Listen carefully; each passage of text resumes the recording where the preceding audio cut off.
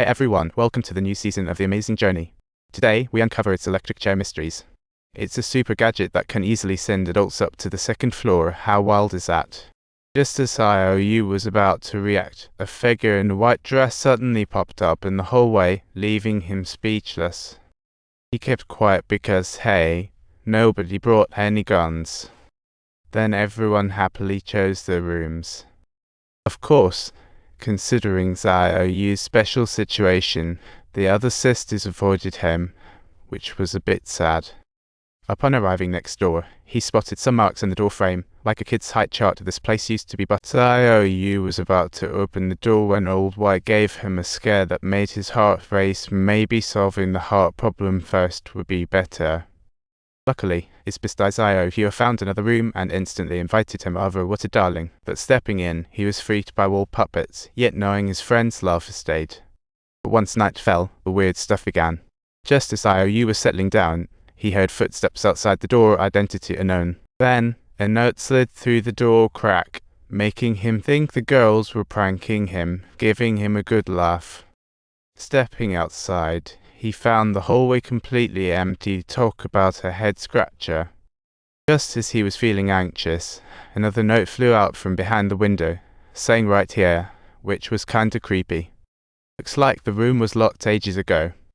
IOU cautiously called the other girls' names as staying vigilant in danger. He slowly opened the door and was stunned. The room was filled with toys, like walking into a children's wonderland. In the middle of the room was a white cloth covering something. Lifting it up revealed a model of the villa. It looked like a replica. IOU began tinkering with the model when, all of a sudden, a key silently slipped out from between the furniture gaps, instantly igniting his sky-high curiosity, as if leading him into an exhilarating escape room adventure challenge. Realizing something, he grabbed the key to open the wardrobe, thinking, could this unveil some hidden secrets? Unbelievably, the wardrobe door seemed broken. With no other choice, he covered the puppet with a cloth to change the ambience. But just as he turned to leave, the door magically opened again, sending IOU's heart racing. This drama was getting ridiculous. Panicking, he rushed to close the wardrobe with the key, thinking how coincidental was the puppet trying to get friendly. IOU's heart pounded louder than the puppet's approaching footsteps, and he bolted out of the room like a scared bunny, just in time to run into Old White. What a classic comedy scene. The door was locked. What a surprise. Turning around, he faced a terrifying sight. The door was wide open, and IOU's mood hit rock bottom again. IOU clutched his pillow, tears streaming down. Sometimes venting your emotions is just like that. The next day, he found the nun, ready to spill his strange tales, but she just turned a deaf ear to such cruelty. Meanwhile, IOU and the other sisters were playing hide and seek. The nook under the staircase was just too perfect. IOU wanted to give the others a scare, but was nearly scared to death herself when she spotted the puppet staring right at her. Oh, give me a break. The night fell again, and two older sisters dressed up as ghost sheets. Just when they began their ascent, suddenly, a bell rang at the door. A great show was about. Suddenly, their flashlights started flickering, and they whispered urgent strategies. Suddenly, a shadow approached them, holding a bell. Their faces turned pale, silently praying, this is the end.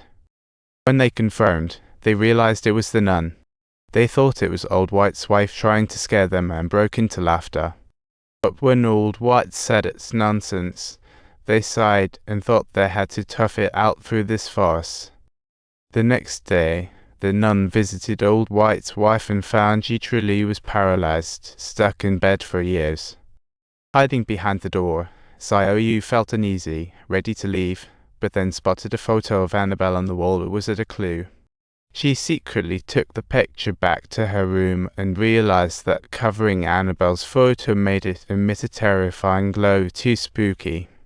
Suddenly, a ruckus came from the next room, and IOU tiptoed over to find an old record player. It had turned into a treasure hunt. That moment, IOU heard the noise too and crept in. She couldn't help but feel super jealous of the adventure. Xiao here quietly grabbed an old toy gun, eager to start a new adventure, but accidentally shot it, hitting the puppet instead. What a riot. Turning to leave, she was startled by the puppet, thinking, I can't stay here anymore, I need Xiao Yu to come with me.